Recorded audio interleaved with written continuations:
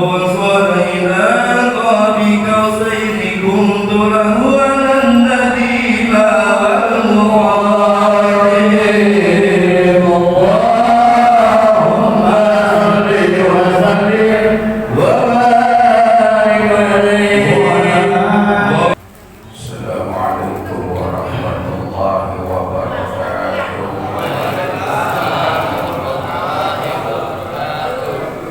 بسم الله الرحمن الرحيم. الحمد لله رب العالمين وبه نستعين على أمور الدنيا والدين. الصلاة والسلام على سيد الأولين والآخرين سيدنا وحبيبنا وشفيعنا وقرة أعيننا ومولانا محمد وعلى آله وأصحابه المجاهدين الطاهرين. أما بعد، قالوا سبحانك لا علم لنا إلا ما علمتنا إنك أنت العليم الحكيم. ولا حول ولا قوة إلا بالله العلي العظيم. إلى حضرة النبي المصطفى محمد رسول الله صلى الله عليه وسلم وعلى جميع إخوانه من الأنبياء والمرسلين والصحابة والتابعين وأولياء والعلماء العاملين والمصنفين المخلصين، خصوصا مصنف متن سلم التوفيق الشيخ العليم العلامة عبد الله بن حسين بن طاهر محمد بن هاشم بعلوي. الفاتحة. أعوذ بالله من الشيطان الرجيم. بسم الله الرحمن الرحيم. الحمد لله رب العالمين الرحمن الرحيم مالك يوم الدين.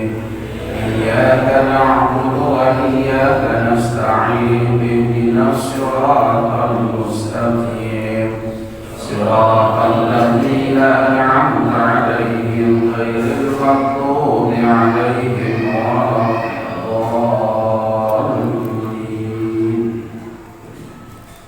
Puji syukur kita panjatkan kehadirat Allah.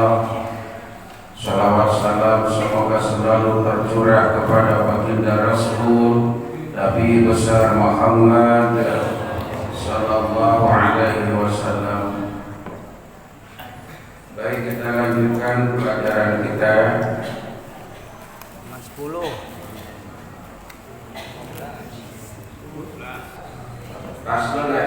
Ya, faslun 15.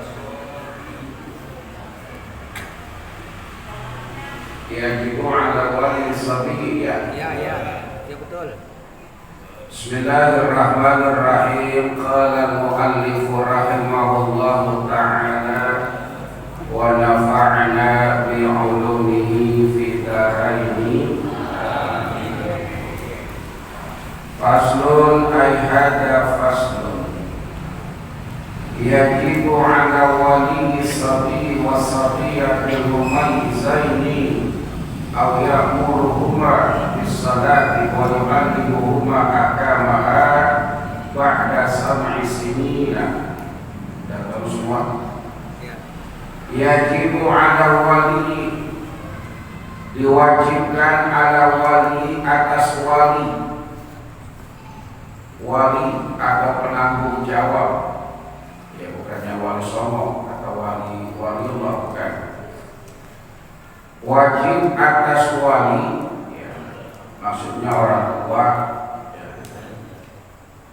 Wali sabi wa sabiyati, wajib atas orang tua sabi wa sabiyati, anak laki-laki dan anak perempuan, mumayyizaini, yang sudah mumayyiz baik laki-laki maupun perempuan. Mumayyiz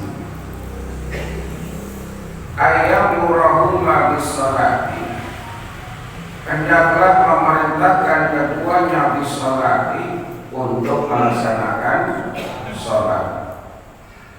Wa yu'allimuhuma dan mengajarkan keduanya asabi wasabiyati akan maha hukum-hukumnya sholat. Ba'da sab'i sinina setelah berumur 9 tahun. Jadi kalau dulu pernah dengar guru atau orang ceramah bilang suruhlah anakmu sholat umur 9 tahun. Nah, sekarang ketemu dalilnya langsung kita baca. Jadi kalau kita ngaji lambat laun apa yang kita dengar, apa yang kita hafal ketemu. Ya, tapi kapan-kapan kan gitu ya, lambat laun. Oh ya, kayaknya pernah dengar ini begini, pernah dengar ini begini. Ya. Allahumma sholli ala Muhammad. Yajibu ala wali, ya. Wajib atas wali, ya wali murid, ya orang tua, ya. Walaupun dimaksud wali ini bukan orang tua, penanggung jawab terhadap anak, itu wali namanya. Maka kita kan sering dulu kalau diserapat walinya siapa kan gitu. Wajib atas wali ada orang tua, ya. Asabi wasabiyati, anak-anak laki-laki dan anak perempuan, mumayyizaini yang sudah mumayyiz, ada balik, ada mumayyiz. Pernah belum dijelaskan mumayyiz itu? Mumayyiz itu orang yang hampir akhir balik, ya. Jadi belum masuk akhir balik. Jadi ada tamyiz, ada mukallaf, ada balik dalam bahasa fikih. Ada namanya tamyiz. Tamyiz itu orang yang sudah bisa membedakan, namanya mumayyiz. Jadi anak kecil yang sudah bisa bedain, oh ini pedas, ini asam, ini asin. Tamyiz. Oh ini panas, ini baik, ini buruk, ini boleh, ini nggak boleh. Itu namanya mumayyiz, ya. Jadi anak itu udah bisa dilarang, udah bisa disuruh, udah bisa disuruh, udah bisa dilarang, namanya mumayyiz. Wajib atas orang tua untuk memerintahkan anaknya yang sudah mumayyiz, ini berarti belum balik, belum tamyiz, belum mukallaf, belum balik.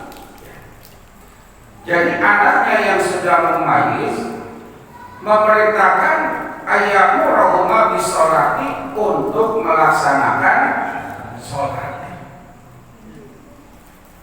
Jadi hukum fikihnya itu kan apa, Islam akil balik, gitu ya. Syarat orang sholat itu pertama Islam, yang kedua berakal, yang ketiga balik, baru yang keempat alimu bi ulumi sholat, mengetahui ilmu sholat. Tapi sebelum anak kita balik, itu orang tua wajib. Nah ini makanya kadang-kadang mohon maaf, banyak orang tua yang tinggal diam, banyak urusan nanti di akhirat.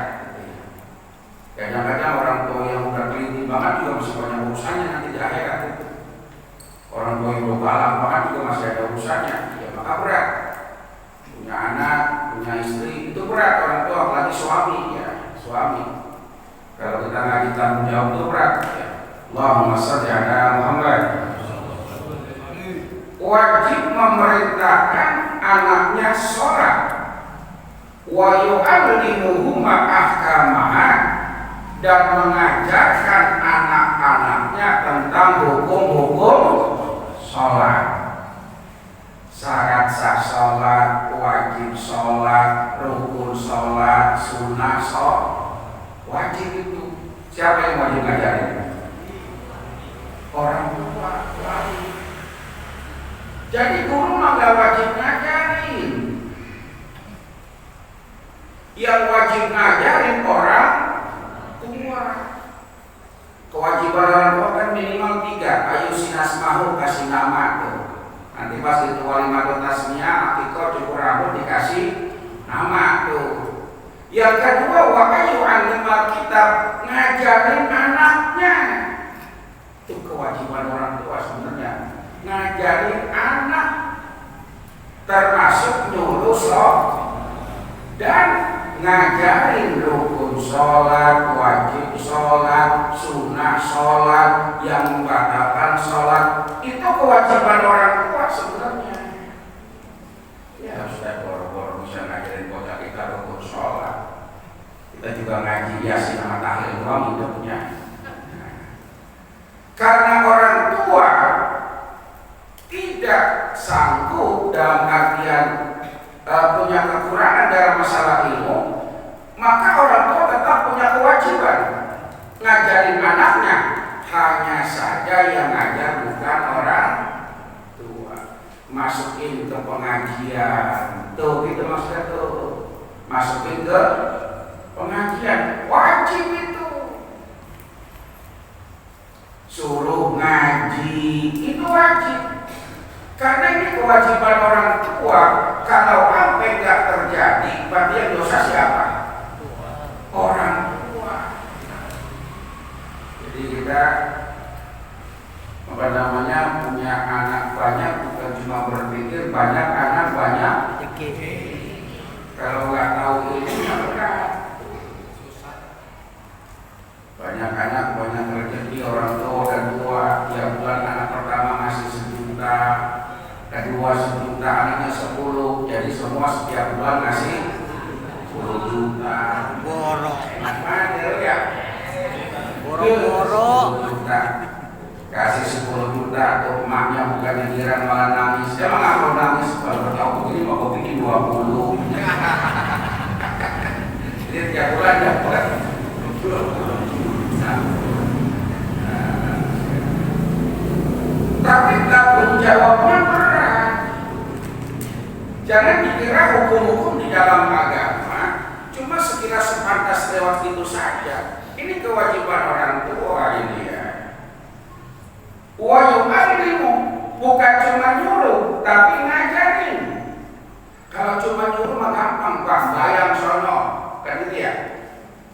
Ngaji sono, ya, itu menyuruh.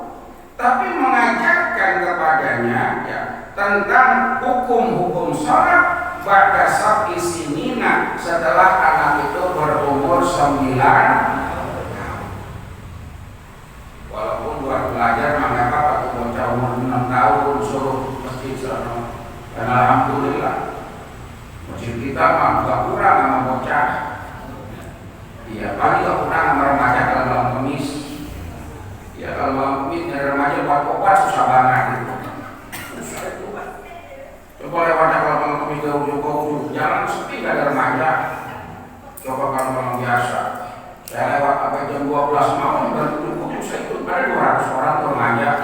Tahu kalau malam kemis pada kemana kali ya? Ngumpetnya berjamaah ya.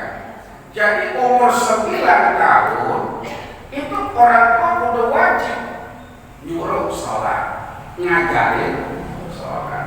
Walaupun sejak kecil juga udah diajarin ya. Itu kewajibannya. Kemudian wajib ribuhuma ala tartiha ba'da asli sinin. Nah ini wajib ribahuma dan pukul keduanya. Berarti asabi wasabiyah, anak kecil laki, anak kecil perempuan yang sudah mumayyiz, pukul dia ala tarkiha apabila kagak mau sholat ba'da asli sinina setelah umur 10 tahun. Pukul. Ini bukannya kejam ini. Jadi tapi mukulnya bukan kayak mukul maling berbak belum, pokoknya kita jontor bukan. Kalau bahasa kita apa itu? sentil, ya jewer, empos, ya, bayang kono, ngaji sono, gitu, ya. Walaupun zaman sekarang menjalankan anak kita ya, kita pelotot itu langsung enggak. Kadang-kadang kan kucing-kucingan galakan dia, masya Allah satu bocah kadang-kadang dari rumah pamitnya ngaji, sampai pengajian kagak ada, pakai minta duit lagi. Ngaji sudah malam kemis, mau tasaroni, iyalah, istilah duitnya kita kan malu. Yang lain pada ngasih, yang kotak kita gak ngasih. Ini cepat, saya cepat malu, cuma zaman sekarang 20.000, nyampe-nya apa lah. Dikira itu tasaroni minta uang minyak. Masya Allah tuh. Hati-hati bu, ngaji malam kemis gak ada uang minyak. Kalau ada anak-anak remaja pakai kotak, itu mah inisiatif dia biar punya uang kas gitu ya. Hati-hati ada yang minta uang minyak, kalau ada yang laporan dulu. Kalau kita nggak pernah tiap bulan malam kemis kita ngasih uang minyak buat produk kita bocah. Lah, bocah nyampe-nya kemana itu? Allahumma sholli ala Muhammad. 10 tahun kita ajarin dia, tapi dia tidak mau bayar rumah, pukul. Tapi mukulnya maksudnya nyuruhnya rada sentreng, tahu sentreng? Ada galakan dikit, umur 10 tahun, 10 tahun ya. Kasaumin ataqah, seperti puasa kalau dia udah mampu. Walaupun itu udah terkena hukum belum umur 10 tahun buat laki-laki. Belum. Udah balik belum? Belum. Beda kan kalau kita balik lagi sapina alamatul bulugi salatun. Tanda-tandanya balik ada 3 kan gitu ya. Sempurnanya umur 15 tahun bagi laki atau ikhtilam atau pernah bermimpi basah, atau perempuan genap umur 9 tahun atau pernah haid kan gitu. Walaupun belum wajib, ini merupakan proses belajar dia, pembiasaan. Dia nanti kalau udah gede, insya Allah terbiasa. Ya, kalau udah gede.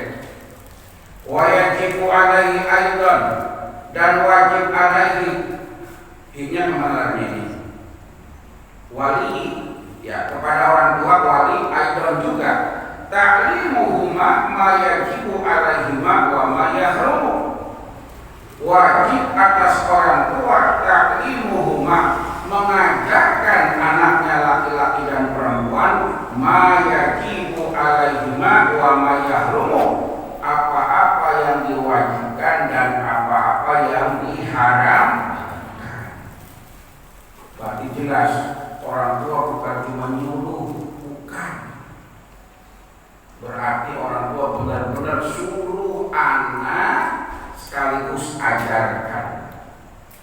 Kalau orang tua nggak sanggup, nggak mampu, ngaji, bawa ke tempat pengaji. Kalau dulu kan lebih sopan dibanding sekarang, Pak. Zaman dulu kita masukin anak ke pengajian, orang tuanya datang apa enggak? Datang. Ngepelin lagi. Ya. Coba sekarang. Pergi aja loh. Yang ngaji 60 orang di rumah dia. Kagak tahu itu siapa sama bapaknya. Menurut siapa? Siapa? Kalau datang lagi nggak ada teman, nggak ada doang itu. Mending bayaran. Bayaran lah, masa melihat doang orang. Ya nggak ada nyerong-nyerong acan-acanan. Kata dia, masa dulu minta bayaran? Kalau guru minta bayaran lu aja sendiri, sono. Nah kan begitu. Kewajibannya orang tua. Kalau kita tahu ngaji ilmu ta'lim, ngaji ta'lim, ada yang bilang, sono mah ngaji mahal banget kau, bocah. Sono mah 30.000 juga berpikiran banget. Ada yang bilang begitu. Sono mah masuk depan juga, gak pada gobelin, sono mah orang jarang masuk kagak apa-apa, ikhlas. Berubah begini, nih ya, anak kita ngaji Quran, fikih atau apapun, itu bukannya ngupain ngasih ilmu atau beli ilmu,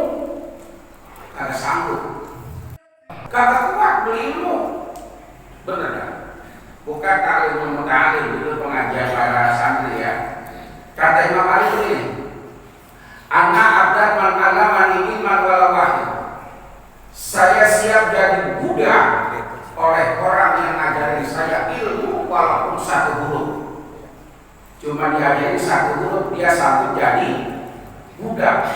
Makanya dulu ada anak mondok disuruh apa aja kiainya nurut, begitu ya? Kan sering dengar kita kelas para kiai di pesantren kata ngaji-ngaji seperti Hadratus Syekh Kiai Haji Hasyim Asy'ari, muridnya Syekh Khalil Bangkalan, itu jarang ngaji tuh. Ya banyak kita kayak gitu. Kalau diuangin itu ilmu, satu huruf 1 dirham, 1 sampai 10 dirham. Taruhlah satu huruf itu 10 dirham, misalkan satu huruf itu 10.000. 10.000. Saya tanya, Bismillah berapa huruf? Berapa? Kira-kira segitu dah. Kalau seandainya Bismillah itu 20 huruf saja, berarti 20 kali 10.000 berapa nih? 200.000. Berapa? 200. 200. Belajar Bismillah doang 200.000. Anak kita sampai khatam Quran berapa huruf itu? Dalam satu tahun 6.666 ayat. Itu baru ayatnya. Berapa hurufnya? Mergujem. Bergudang. Kalau hurufnya misalkan 1 miliar huruf, kebanyakan 100 juta huruf dikali 10.000 berapa? 100 sampai 1 triliun. Sanggup gak? Gak sanggup. Belum anak kita ngaji fikih, ngaji tafsir, ngaji hadis. Jadi jangan dianggap kalau anak kita ngaji kemudian sama gurunya kepada gurunya kita memberikan sesuatu, apakah namanya bisyarah, i'anatus syahriyah atau apalah kalau kita uang minyak, itu bukan beli ilmu. Jadi kalau ada yang ngomong masa guru kagak dibayar, itu kan agama. Lu yang ngajarin sendiri, biar lu yang ditutup sampai akhirat. Bilangin itu Boniro ya.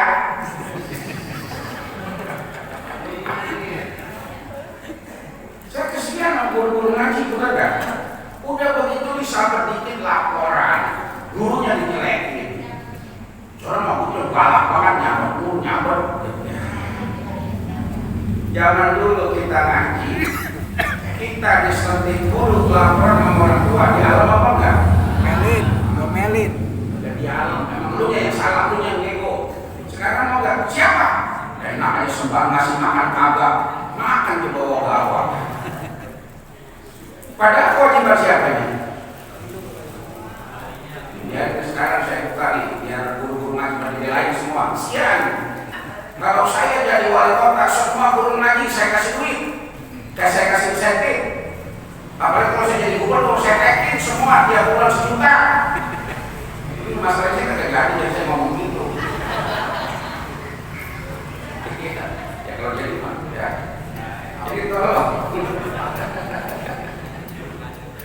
Jadi tolong kasihan guru-guru ngaji ya Allah. Kadang-kadang waktunya terbatas, waktunya ini itu, ya. Termasuk guru-guru ngaji yang begitu jelas, guru-guru ngaji kita dulu. Ya kalau sekarang udah enak dan bangunnya, jalannya udah enak, udah terang, guru ngaji pada punya motor, itu punya mobil ya. Coba zaman dulu, pakai naik sepeda, guru udah nyampe, belum nyampe, di kehujanan tuh guru merokok habis tengah bungkus, kan tekor itu.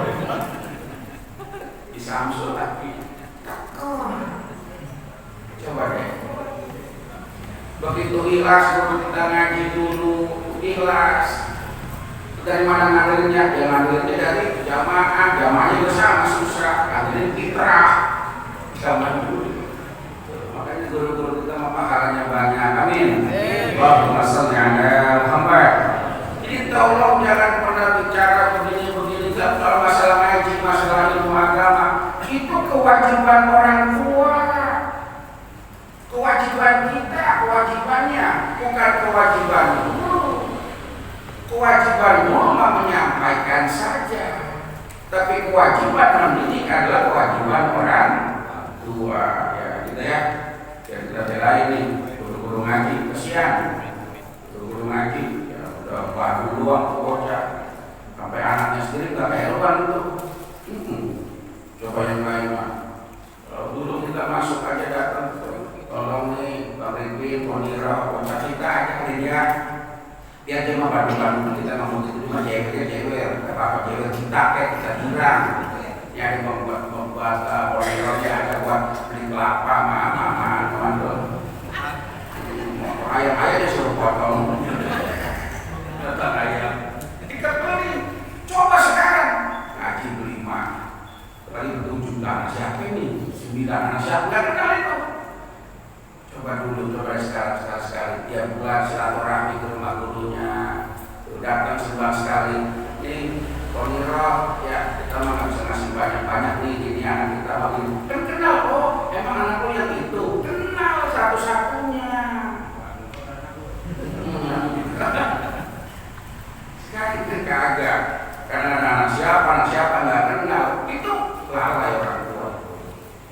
Jadi ketika anak kita bisa belajar bahasanya orang tua itu ngomong nitip apa kalau masalah hadiah segala macam mah itu masih sesuai kemampuan dan kemauan. Kadang-kadang mampu tapi kagak mau ngasih guru kocak sayang lu kok kagak bawa uangnya sudah 2 bulan kagak punya duit emak gua kan gua capek kagak apa kagak punya sama sekali besok orang pergi ke Masjid Al-Jabat dan ikut gua saya punya itu gua kagak punya orang ngasih guru ya emang gua cerita lagi Allahumma shalli ala Muhammad. Jadi wajib atasnya juga mengajarkan yang wajib dan yang haram. Wajibu ala ulatil amri. Nah, kalau ini lebih sadis nih. Wajibu ala ulatil amri qad tariki salati kaslan illam yatub wa hukmuhu muslimun. Dan wajib atas ulatil amri pemimpin wilayah. Pemimpin wilayah qatlu kota layak dulu asal katanya apa kota layak dulu artinya apa kota layak dulu apa membunuh asal katanya nih dan wajib atas pemimpin wilayah membunuh sadis tariki sholati kaslan orang yang meninggalkan sholat dengan sengaja dan karena malas wajib. Tapi kalimat qatala di sini bukan diartikan dibunuh, tapi dihukum. Ya, kalau wilayah itu wilayah negara Islam, misalkan Pak RT hukum warganya yang kata sembahyang, contoh kalau ada RT begini, besok kali milih kalian udah milih RT jodoh apa warga semua nggak ngapain itu kalau sembahyang ya seperti baktinya susah. Ini negara Islamnya, jadi pemimpin wilayah wajib ya menghukum warganya yang tidak mau sholat karena malas dan disengaja ilang yakut kalau dia tidak mau bertobat wa hukum muslimun dan dia orang muslim. Jadi bukan langsung dihukum begitu aja, bukan. Jadi gini, ada warga yang nggak mau sholat dikasih tahu, diperingatin, dikasih tahu berkali-kali, nah baru dihukum. Di Arab nggak ada yang langsung begitu, nggak ada. Tapi secara sistem ada. Pernah nggak dengar kalau di Arab pas itu waktu adzan toko-toko pada tutup transaksi jual beli berhenti? Pernah dengar nggak? Atau langsung menyaksikan ya yang udah pernah umroh atau haji ya? Jadi ketika kedengaran suara adzan, kita lagi beli nih. Ya habibi kan zaman ada kalau jelas sederhana lagi. Kita nggak ada. Oh, akbar. Sesuai dan sesuai tamu ini. Kita mau siapa? Ya tidak pokoknya langsung berangkat ke masjid. Kalaupun sholatnya di luar, walaupun sholatnya nggak langsung masuk di luar misalkan. Kenapa? dengan waktunya adzan sampai iqamah ada yang transaksi jual beli dan ketahuan, langsung tokonya disegel atau didenda. Itu secara hukum ya, secara apa namanya, dalam artian undang-undang itu sama kayak begitu. Jadi jangan aneh kalau soalnya pas itu kita lagi belanja kedengaran suara adzan kita ditinggal, ditinggal itu ada takut hilang ini. Makanya sering toko nggak ditutup 24 jam, dibiarin aja gitu ya. Banyak kan gitu ya. Ya mudah-mudahan pada bisa kita rezeki semuanya. Amin. Ya kecil apa mau aminnya. Amin. Itu aja males kalau modal sendiri. Didoain. Ya jalan mana kayak kita kan nggak tahu ya. Kita nggak tahu. Sekarang apalagi di sini banyak yang punya travel. Siapa tahu kan itu gitu ya. Siapa tahu tiap tahun pengurus masjid diberangkatin umroh gratis. Kita nggak tahu. Misalkan bulan besok diajak Ustaz Makmun penasihatnya dulu Imam Sahroni. Bulan depan diajak ke Madinah kok Imam Sahroni. Kita nggak tahu. Amin, amin aja kita nggak tahu ya. Nggak tahu. Kita nggak tahu. Allahumma sholli ala Muhammad. Ya, jadi sistem kayak begitu. Dan sekarang udah ada punya contoh begitu. Di mana? Bekasi. Di makam-makam para wali. Cuma di makam para wali makam ada masih begitu. Cuma tokonya nggak ditutup ya. Kemudian ada beberapa kebijakan, beberapa masjid besar gitu. Ketika sholat transaksi jual beli dihentikan. Dulu kita diarahkan begitu awalnya. Begitu masuk adzan berhenti stop. Tapi yang beli kagak sabar. Karena yang beli Ramadan. Pada sholat Jumat gitu ya. Semua ketika suara adzan semua transaksi jual beli hentikan. Lah bang, kita ada sembahyang bang. Kata yang Ramadan. Ya kalau yang ini kemarin. Lah mau yang apa ada apa bang? Apa aku keras oke. Jadi semua ngikut. Itu Ramadan gak ada yang gitu. Yang sekarang susah. Tetap aja adzan, lupa sholat. Ya. Nah, ada juga sekarang di Pamijahan, gitu ya, tempat ziarah. Itu tokoh-tokoh orang itu apa enggak kalau malam? Pernah nggak ziarah malam hari di sana? Ya sering ziarah malam hari itu, ya, pas keluarga sendiri yang berdua gitu, sama istri sama anak-anak. Itu kadang-kadang malam dari ujung ke ujung, bukan cuma malam kawin, baju, ya kan, sarung, itu baru tutup. Kata kita yang lewat, emang kagak takut hilang ini. Gitu ya? Enggak, mau dititipin. Ini jagain Allah gitu. Tapi karena orang sudah ikhlas, ada nggak yang berani ngambil? Nah, tapi tempat kita udah digembok, udah dikunci, masih terjahal. Didongkel. Terpaksa memang enggak. Ada beberapa daerah, bahkan di daerah yang ini, motor itu diparkir di luar, nggak pernah ada kehilangan motor. Terutama di daerah. Di Bali kan? Di Bali itu maka jarang dikunci di luar. Bahkan di Papua sendiri, apalagi kepulauan, itu motor kagak dikunci pak di luar, nggak ada yang nolong. Ya habis bagaimana dia mau nolong? Kalau dia nolong mobil, kan nolong motor, dia lari kemana? Kesana mentok, akhirnya kekepung, ya udah, akhirnya nggak ada yang nolong, tapi kesadarannya, Allahumma sholli ala Muhammad.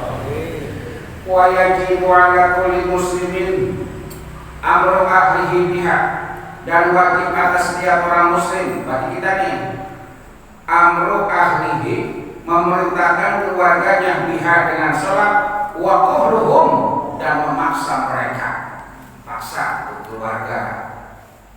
Ibu punya laki nggak mau sembahyang, bilang itu bang baca bang tuh, apa yang gue baca gue nggak paham tuh, kayak bacain lagi dulu sembahyang umur 9 tahun, ntar umur 10 tahun kagak mau sembahyang diapain? Umur lah abang 50 tahun bang kagak mau sembahyang diapain? Gecak.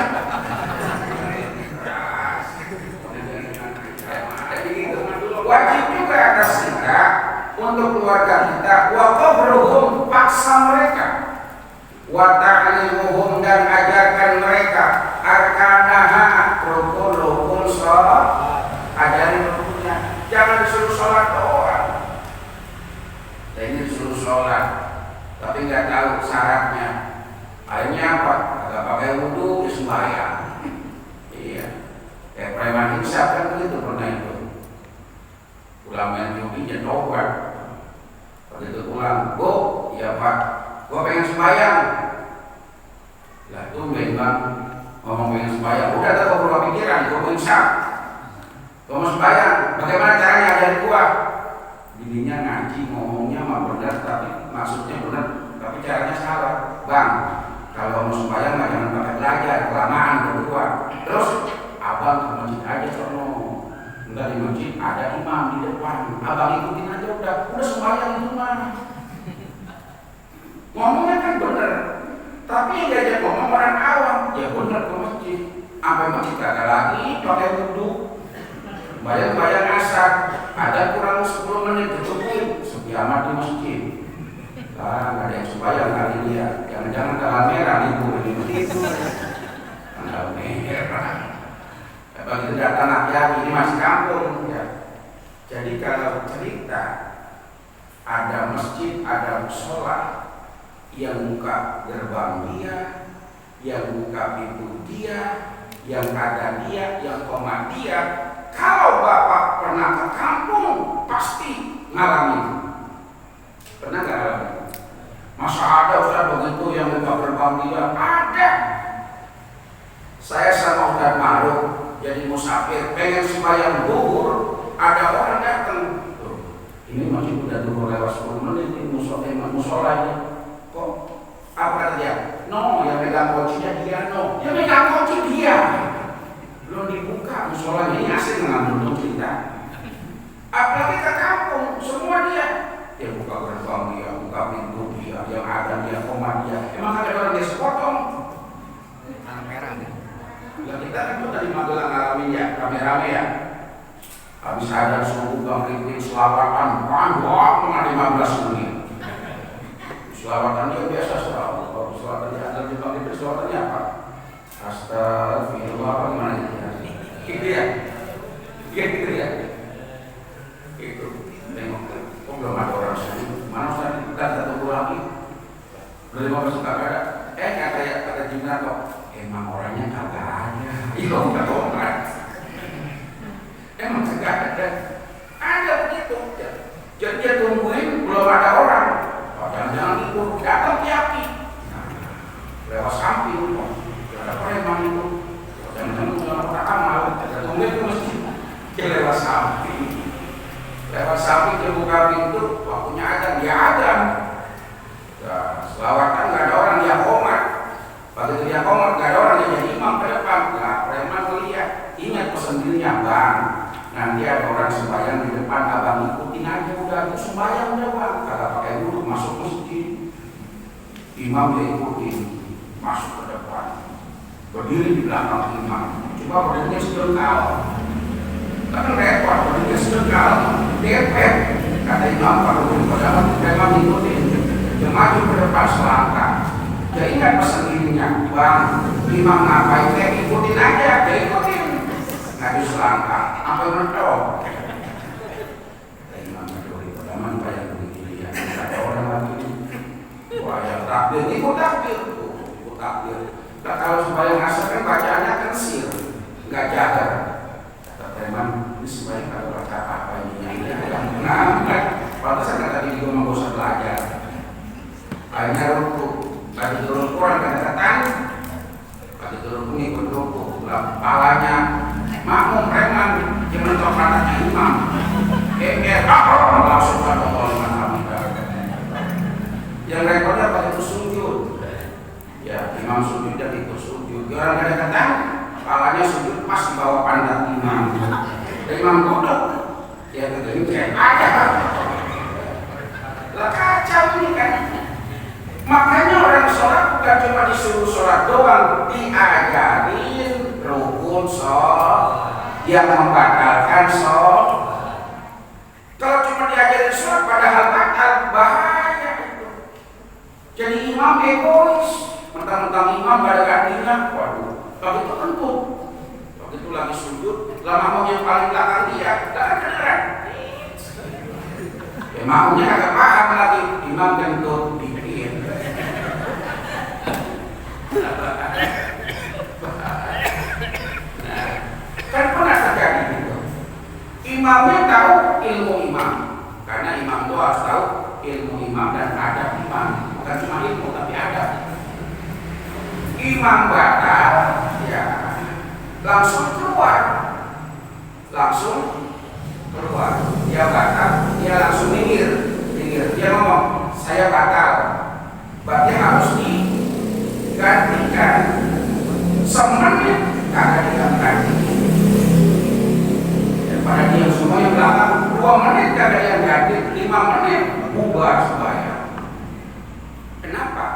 Karena kagak ada yang gantiin imam.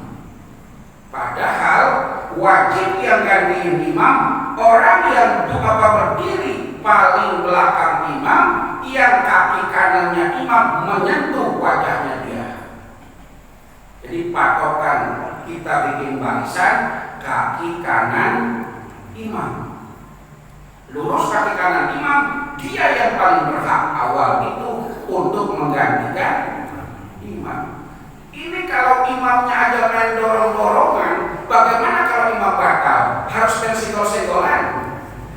Saya batal. Ada bangun ente roj, ya lo, ente ben, mau ustaz. Kacau nggak kira-kira? Udah nggak usah pakai disuruh, langsung aja. Betul. Langsung yang di belakang ini gantikan posisi imam, lanjutin. Jangan dibilang dari awal. Ya, begitu maju ke depan, saus suku patung dari belakang lagi ya. Kemarin udah ada beberapa waktu lalu ada yang laporan ya cerita di Masjid Al-Muhajirin Buana Permai, sini Buana dan Korea. Khatib pingsan. Jadi pas itu lagi khutbah, khatib pingsan. Jatuh, ya, sama jamaah dipotong. Ya. Tapi saya nggak tahu seterusnya. Pas itu taklim subuh saya suruh bicara di situ, tanya gini. Saya bilang lanjutkan. Siapapun orangnya harus lanjutkan khutbahnya. Sebatas mana dia jatuh itu dilanjutkan. Kalau jatuhnya udah menjelang khutbah kedua, maka lanjutkan dulu khutbah kedua saja langsung. Tapi dia dijawab sama mereka, jangan dijumpa. Lanjutkan itu. Pernah juga almarhum Kiai Haji Sawi ya. Kiai Haji Sawi itu di masjid mana itu? Di sini di tempat rahmat kerja. Apa namanya si Rahmat itu nantunya di topik highlight ya, di highlight. Jadi saya mudah di sana kemarin itu. Kiai Sawi itu lagi khutbah, itu mau pingsan. Tapi sebelum pingsan, dia udah bilang. Jadi pas itu udah beliau kamu gantiin saya, langsung digantikan, ini dipotong. Nyata langsung ke rumah sakit, langsung meninggal. Ya, pada Jumat itu nomor saya lakukan itu. Karena saya hampir ngalamin khutbah Jumat hampir pingsan, tapi kalau hampir, tapi sama jangan. Apa kesian yang potong, berantakan. Jadi ya. Jadi kita harus tahu semuanya. Kalau kagak tahu sembahyang keluar, imam udah bilang saya batal, maju aja langsung. Udah kurang maju, jangan ditekan. Pelan pesan. Jadi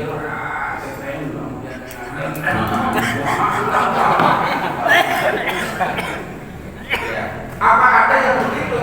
Ada aja. Ya cuma ya kayak cerita wala antum ada nggak? Ada kayak dia yang baca kuliah wala kali ya? Ya kuliah yang takut wala antum kan dia wala antum abna wala antum abna wala antum abna wala anak. Ada yang baca kuliah itu ya? Itu kan cerita doang. Saya dengan cerita dari kecil, tapi saya ngalamin langsung ketika di Papua. Yang cerita Haji Batis, dia dia yang ngalamin langsung. Jadi udah meninggal orang sekarang, orang Sulawesi. Jadi zaman dulu itu waktu itu sholat ya di sebuah masjid, ya masjidnya masih masjid lama gitu kan. Ya, Mir jadi imam, kau jadi imam. Mana kau sholat? Kau saja sudah. Kau kan di pengadilan agama. Jadi dibilang orang di pengadilan agama itu pasti pintar, padahal saya juga cuma SK. Cuma SK tidak pernah jadi imam. Nah, sudah ikut saja sudah ikut. Tapi nanti kalau saya apa, kau diam saja. Senang gitu. Jadi kalau imam apa, dia diam aja. Benar. Dia baca surah Al-Kafirun. Wala ana abdu ma'abad, wala ana ma'abdu ma'abud, wala ana abdu ma'abad. Itu imam di belakang mengaku diam semuanya. Kan itu seperti itu. Saya kenapa pun diam aja ya, ikut aja udah. Diam semua. Lama-lama imamnya grogi, nggak kuat hati, langsung kembali. Apa aku bilang? Aku tak sanggup kau jadikan imam. Udah nggak kuat. Pikir bahaya. Ya jadi bukan cuma mengerjakan sebuah perintah, tapi juga mempelajari ilmu-ilmu. Nah, jadi rukun-rukunnya, syarat-syaratnya yang mewajibkan, dan setiap dia mampu wajib dan dari yang lainnya. Jadi wajib keluarga kita diajarkan tentang ilmu sholat. Faslun wallahu a'lam. Sayyidina Muhammad wa ala ali sayyidina Muhammad walhamdulillahi rabbil alamin. Allahumma ftah lana abwaaba 'ilmika kama fatahtaha 'ala anbiya'ika wa awliyaika wa ulama'ika al-mutaqaddimin wal mutaakhirin wa ansur lana rahmataka ya dzal jalali wal ikram. Allahumma ij'alna wa auladana wa dhurriyyatana wa ahlana min ahli ilmi wa ahli khair wa ridha wa syafa'ah wal barakah wal jannah wa salamah fid dunya wad dunya wal akhirah wa la taj'alna wa iyyakum min ahli syarri wal dhair. Allahumma barik lana fi auladina wa la tadarrahum wa wafiqhum li ta'atika warzuqna birrahum. Rabbana atina fid dunya hasanah wa fil akhirati hasanah wa qina adzabannar. Wa sallallahu ala sayyidina Muhammadin walhamdulillahi rabbil alamin. Subhanakallahumma wa bihamdika